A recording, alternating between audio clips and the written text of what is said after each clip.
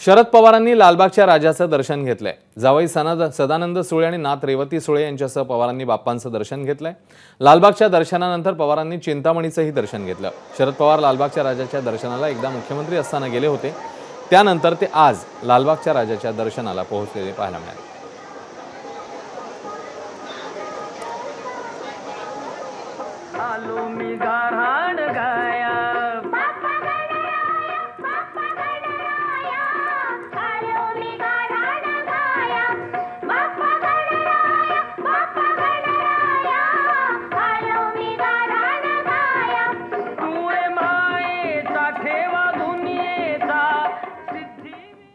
तर शरद पवारांनी लालबागच्या राजाचं दर्शन घेतल्यावरून आता भाजप प्रदेशाध्यक्ष बावनकुळेंनी सडकून टीका केली आहे। त्यांनी एक्सवर नेमकी काय पोस्ट केली आहे बघूया।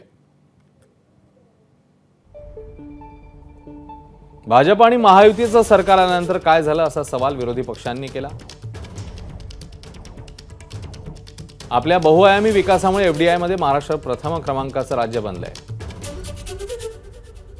पण महायुती आल्यानंतर जो मोठा बदल झाला तो म्हणजे लालबागच्या राजाच्या दरबारातून आजचं चित्र समोर आलंय। शरद पवारांना देव आठवले, महायुती आल्यानंतरचे हे बदल आहेत असं म्हणतात बावनकुळे। 40 वर्षात पहिल्यांदा असे घडले, याला राजकीय पोळी भाजणे म्हणतात असंही बावनकुळेंनी म्हटलं।